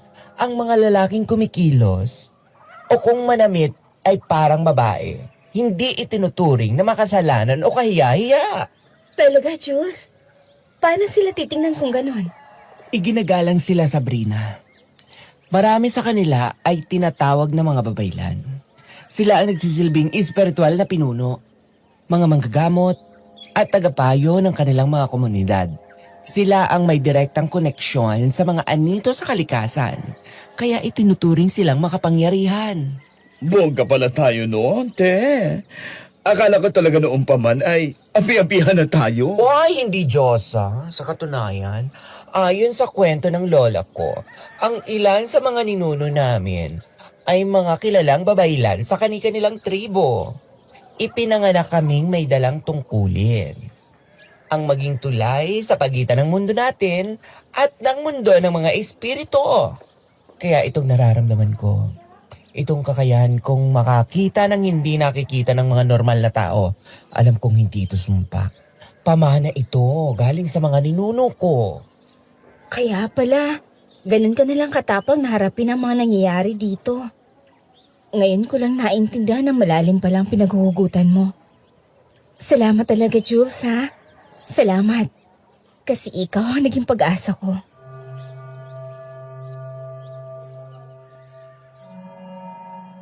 Nakita ko sa mga mata ni Sabrina ang paghanga habang nagkukwento ako tungkol sa aking pinagmulan.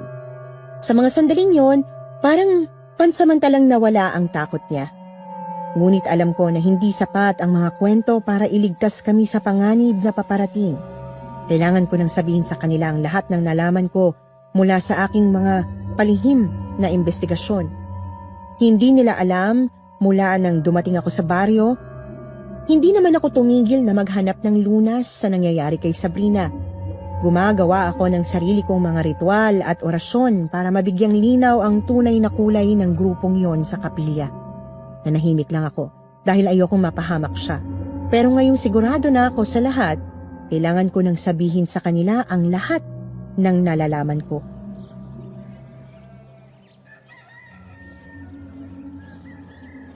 Siya nga pala. May kailangan kayong malaman. Sa tingin ko, ligtas lang sabihin to sa inyo ngayon. May kinalaman ito sa halimaw na nasa loob ni Sabrina. Ano yun, Jules? Tinawas ko yung piraso ng balat na nakuha ko noong makalaban ko ang halimaw sa labas nung nakaraang gabi. Anong nalaman mo, iho? Ang relihiyosong grupong yan na dumating dito, hindi sila mga ordinaryong tao. Sila ay mga aswang na sumasamba sa sarili nilang Panginoon. Ang layunin nila ay hindi para magligtas ng kaluluwa, kundi para magparami ng kanilang uri. Hoy, Diyos ko, ibig mong sabihin, ang mga nakakasalamuhan natin sa kapilya ay mga halimaw? Sila mismo ang mga halimaw na yun! Opo, Nanay Elsa, check na check yan. Gaya ng sabi ko noon, ginagamit nila ang mga ritual para magpasok ng mga espiritu sa katawan ng tao. Ang mga taong yun ang nagsisilbing sisidlan o vessel para magkaroon ng pisikal na anyo ang mga nilalang na katulad nila. Pero, bakit sa dami ng deboto nila? Ako ang ginawa nila ng ganito, Jules. Pinili ka nila dahil malinis ka, Sabrina. Virgin ka. At ayon sa mga lumang paniniwala, ang mga katulad mo ang pinakamagandang sisidlan dahil walang bahid ng kamunduhan ang iyong espiritu. Bukod pa doon, malaki ang pagkagusto sa iyo ni Leon. Gusto niyang ikaw ang magluwal ng susunod na pinuno nila. Mahayop talaga Leon din yan. Kaya pala palaging may dalang pagkain kapag bumibisita rito. Yun ang mga pagkaing ibinibigay niya. May orasyon yon. Orasyon para mapasunod si Sabrina. At ang lahat ng miyembro ng pamilyang ito na hanggang ngayon ay nagmamatigas pa rin sa kanilang utos. Oh, Diyos ko, kaya pala pinagbabawalan mo kaming kainin ng kahit anong ibigay sa atin ni Leon.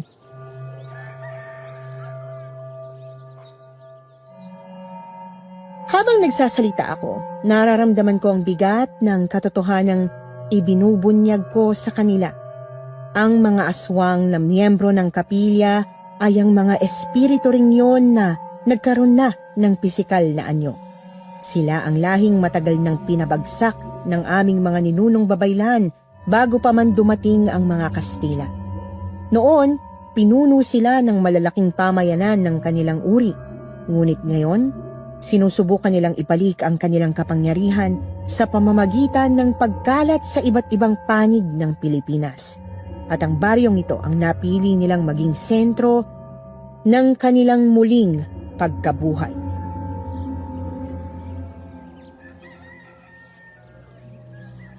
Hindi na tayo pwedeng maghintay lang dito. Alam ko na ang plano nila.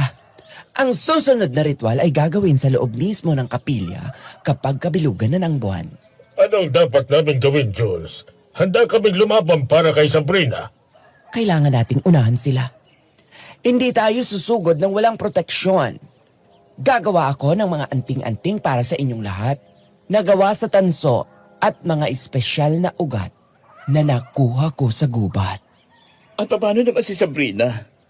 Paano ba ilalabas yung halimaw sa loob niya nang hindi siya napapahamak?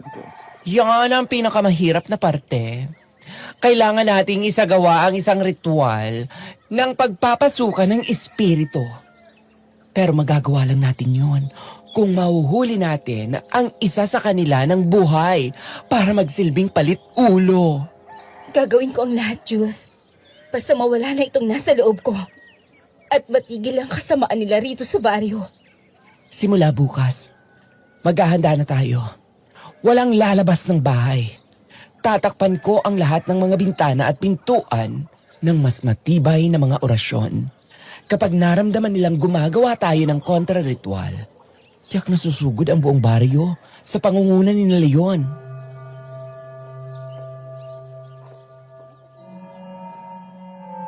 Kitang-kita ko ang determinasyon sa kanilang mga mukha. Ngunit alam ko na ang labang yon ay hindi magiging madali. Ang kapangyarihang kinakaharap namin ay mas matanda pa sa aming lahat. Habang inihahanda ko ang mga gamit para sa ritual, tiningnan ko si Sabrina.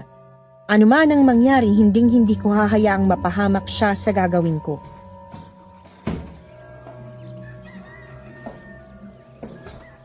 Pero bago tayo sumugod, kailangan nating bawasan ang mga taong nakapaligid sa kanila. Hindi natin kayang kalabanin ang buong baryo kung lahat sila ay bulag na sumusunod kina Leon at Elizardo. Paano natin gagawin yun? Kulang na lang isunugin nila itong bahay na ito sa tindi ng galit nila sa atin. Gagamitin natin ang katotohanan. Diyosa, bantayan mo si Sabrina. Lalabas ako. Mag-iingat ka, Jules. Baka saktan ka nila sa labas. May dala akong proteksyon, Sabrina. Huwag kang mag-alala sa akin.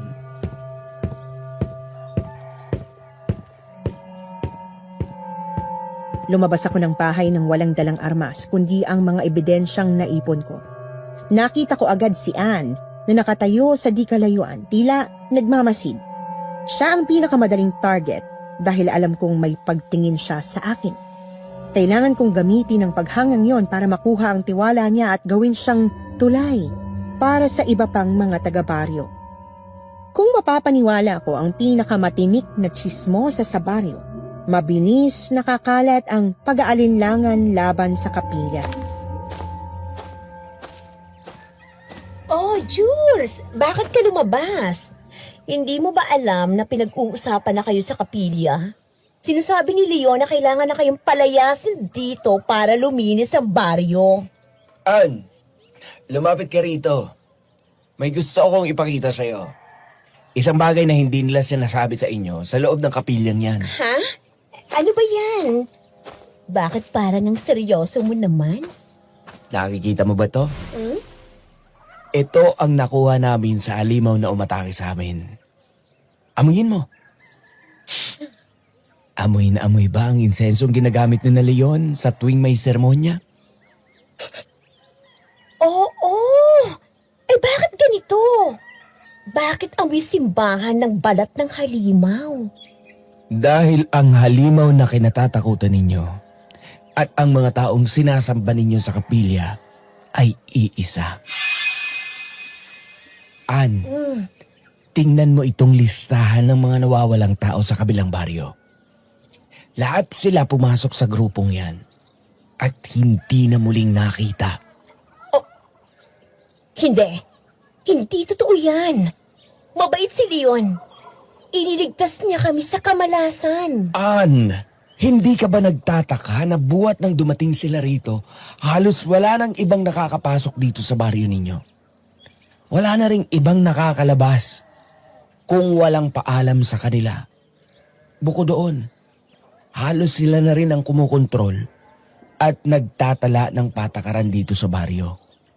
At kasabay ng pagdating nila ay ang pagdating din ng halimaw dito. Lahat ng yun, Ann, ay dahil may balak sila sa inyo. Hindi. Hindi totoo yan. Ni minsan ba, hindi kayo nagtaka kung saan sila galing at sino talaga sila? Ann, tingnan mong mga mata ko. Naniniwala ka ba sa akin? Sa tingin mo ba magagawa ko kayong lokohin? Ang ganda-ganda mo. Para maging pagkain lang ng mga aswang na yan. Maganda. Ako? Eh, ang sabi ng baklitang pinsan ni Sabrina, mukha raw akong... Huwag mo siyang intindihin, Ann. Para sa akin, maganda ka. Kaya nga gusto kong tulungan ang baryong ito para hindi kayo tuluyang makuha ng mga halimaw na yan. Ayoko sanang ang mga gaya niyong magagandang babae, ikaw at si Sabrina ay maging biktima lang ng mga halimaw na yan. Pero Jules, Magtiwala ka sa akin, Ann. Hindi kita lulukuhin. Hindi naman ako mukhang manloloko, hindi ba? hindi. Hindi nga. Jules, ano bang kailangan kong gawin? Sabihin mo sa ibang tungkol sa nalaman mo ngayon.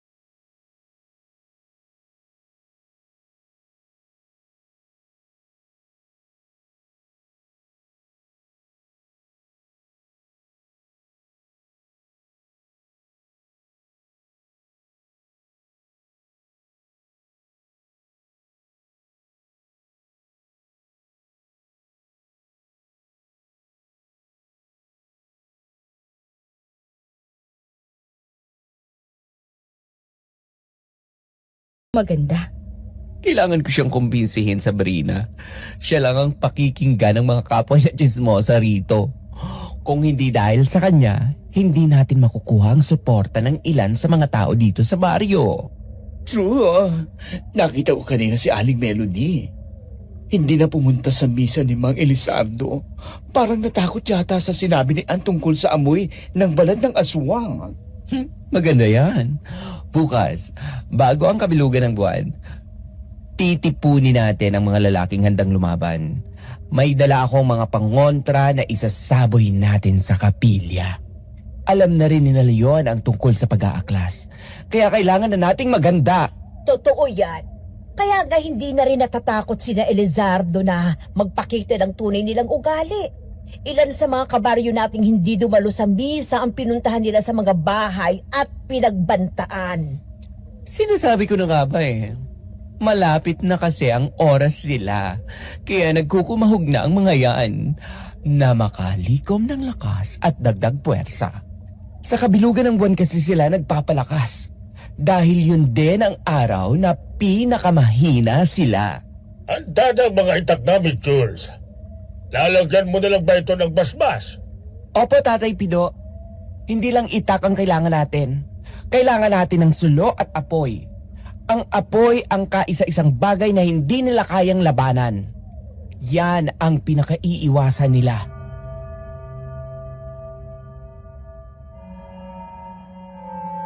Dumating ang gabi ng kabilugan ng buwan. Ang hangin ay mabigat at amoy bulok na karne. Sa labas ng bahay ni Sabrina, hindi na mga kaaway ang naghihintay, kundi ang 10 lalaki mula sa baryo na pinamumunuan ni Tatay Pido at Josa. Bitbit nila ang mga sulo at mga itak na binasbasan ko ng orasyon. Habang si Ann naman ay nasa likuran, tinitiyak na ang mga kababaihan ay mananatili sa loob ng kani-kanilang mga bahay. Panahon na para tapusin ang paghahari ng mga aswang sa baryong ito. Sumugod kami sa kapilya ng gabing yon pero inabutan namin sina Leon na papunta rin pala sa bahay ni Sabrina. Nagpang-abot kami sa harap ng kapilya.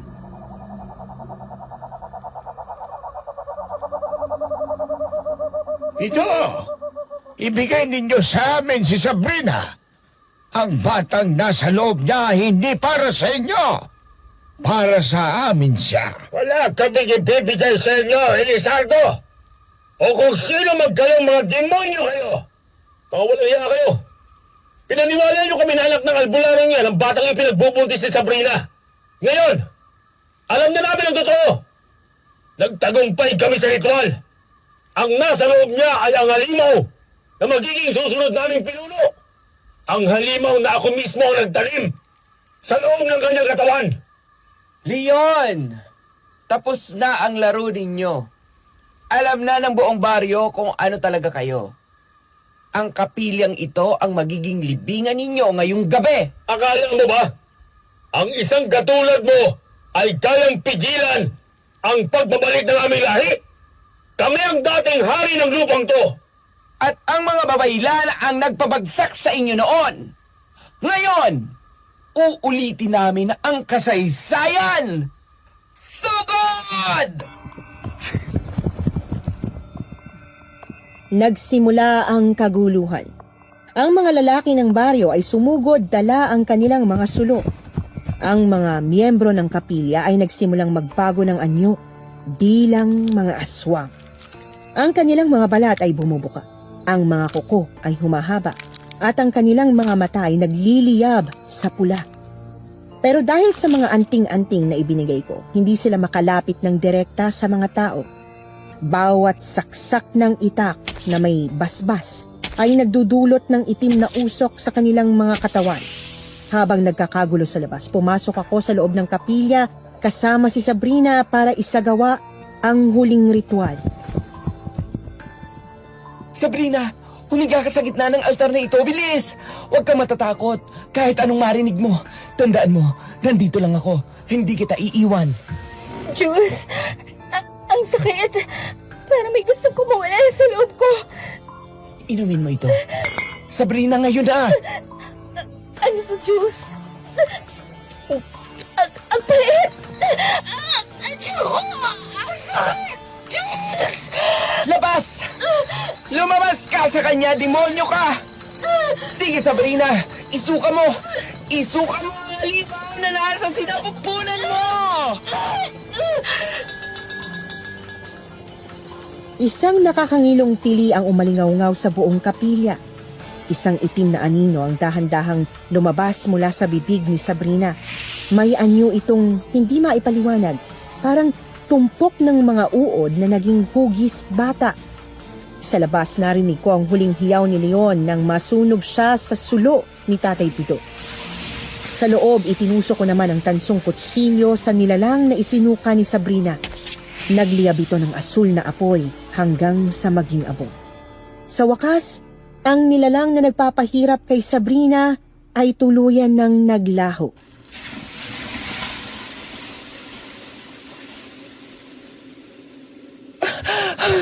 Ay, Sabrina!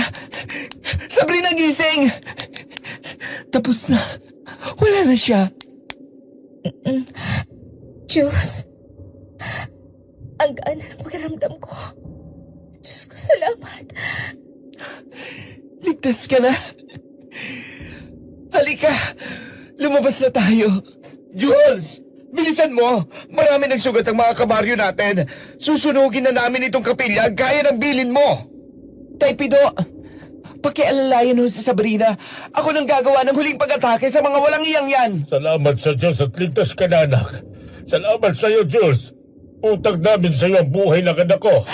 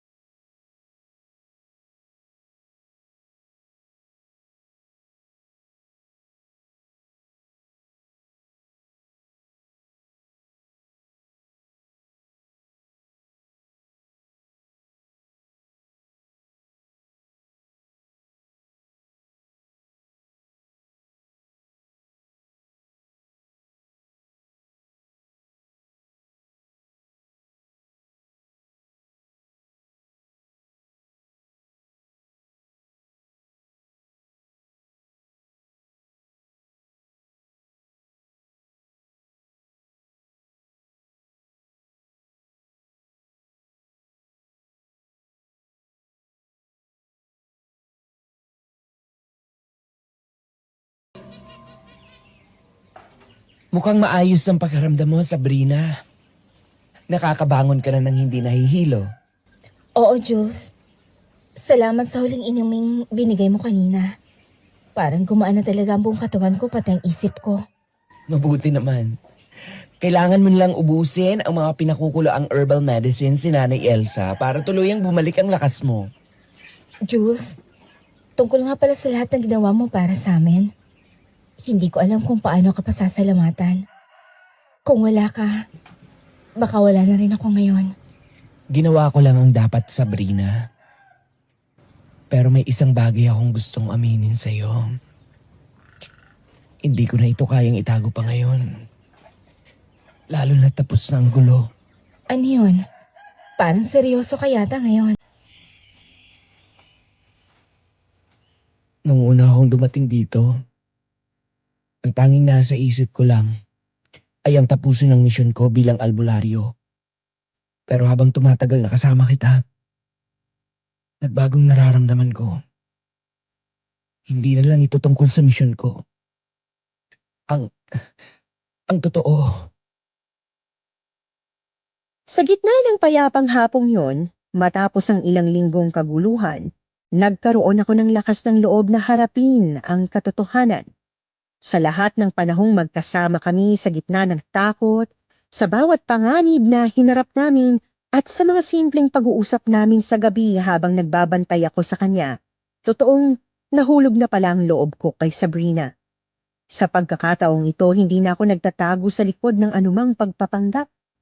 Hindi ko na kailangang maging psychic o babaylan sa harap niya. Gusto kong makilala niya ang tunay na Jules. Jules, totoo ba ang sinasabi mo? Akala ko kasi... akala mo ay hanggang kaibigan o tagapagtanggol mo lang ako. Sabrina, kung papayagan mo ako, gusto kitang ligawan. Gusto kong patunayan sa'yo na seryoso ako sa nararamdaman ko. Hindi bilang albularyo, kundi bilang isang lalaki nagmamahal sa'yo. Hindi yun, Jules. Ang totoo kasi niyan, hindi ba bakla ka? Kaya nga hindi ako umaaming gusto rin kita. Ibig bang sabihin yan ay binibigyan mo ako ng pagkakataon? Huwag kang mag-alala, Sabrina. Confused lamang ako sa pagkalalaki ko noong hindi pa kita kilala. Pero ngayon, sigurado na ako. Ikaw lang naman ang nagpatibok ng puso ko eh. Talaga? Bongga!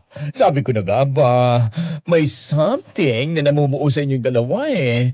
Nakakaloka ka, Jules. Unang beses pa lang na nakita mo si Sabrina, alam kong may something ka na eh. Diyos, kanina ka pa ba nakikinig dyan? Okay, hindi naman masyado, te. Sakto lang doon sa parting, gusto kitang ligawan. Oh my God, Jules! Congrats! Talagang natomboy ka na nga sa pinsan ko.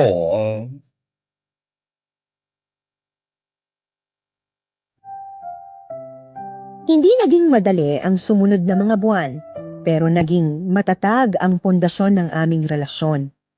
Sa kabila ng lahat ng kakaibang pangyayaring pinagdaanan namin, doon nagsimula ang isang pagmamahalan na hindi namin inaasahang mabubuo sa gitna ng isang nakakatakot na karanasan.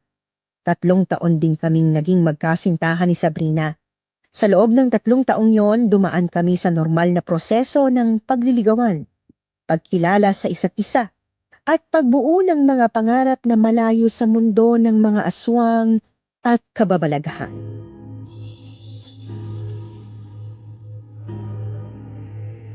Inaalay ko sa iyo ang kamay ng anak ko, Jules. Alagaan mo siya, gaya ng pag-aalaga mo sa amin noong oras ng panganib. Pangako, Tatay Pido, hindi ko siya pababayaan. Napakasaya ko na kayong nagkatuluyan, mga anak. Salamat po, Nanay Elsa. Kayo nang naging pangalawang magulang ko rito sa probinsya. O siya, you may now kiss the bride daw, sabi ni Father. Ang dami pong etchas dyan eh. Sige na, Jules.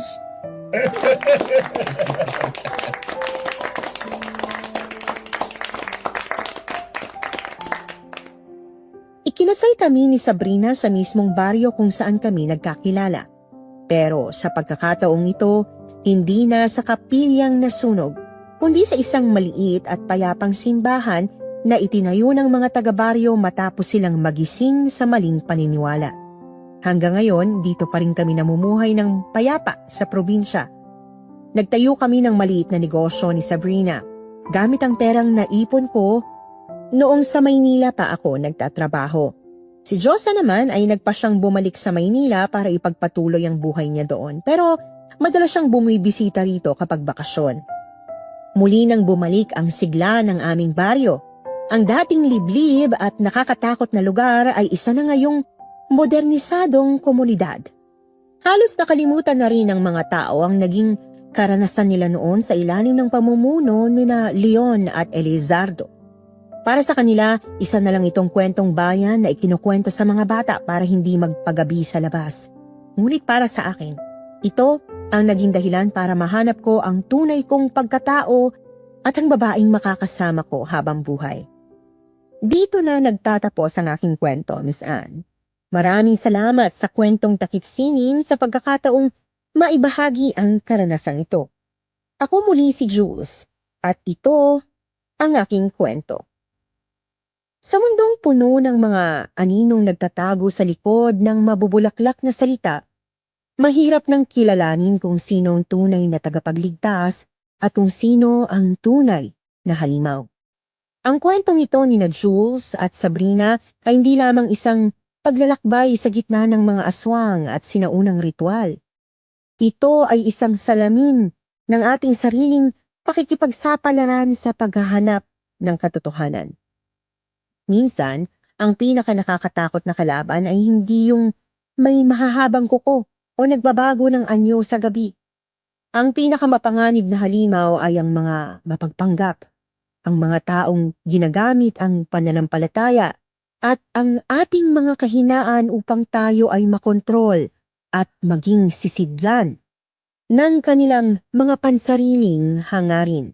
Tulad ng mga taga-baryo, madalas tayong napapaniwala ng mga huwad na pangako dahil sa tindi ng ating takot. Ngunit ang takot ay parang isang madilim na silid. Kapag nasanay ka ng nakapikit, hindi mo mapapansin na nasa kamay mo na pala ang susi para lumabas.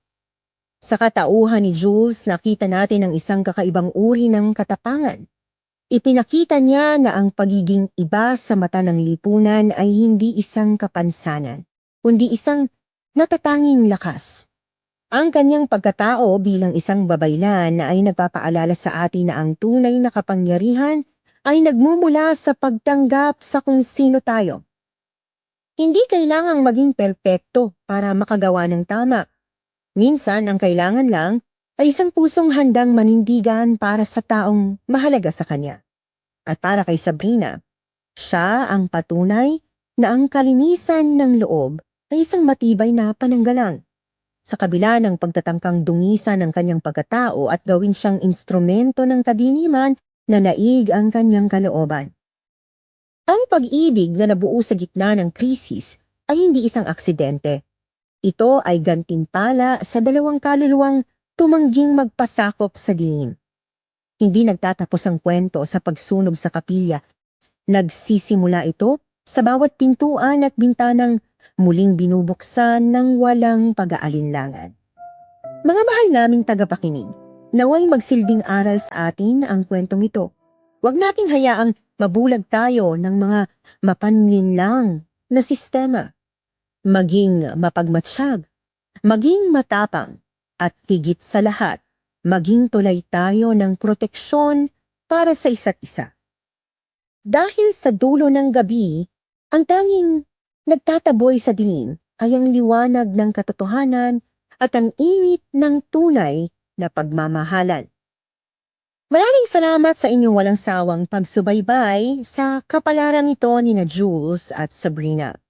Sana ay baunin ninyo ang aral ng tapang at pag-asa sa inyong pagtulog. Muli, ito po ang inyong lingkod, si Miss Anne. Hanggang sa susunod nating paglalakbay sa mga lihim ng gabi. Dito lang sa kwentong Takip Silim.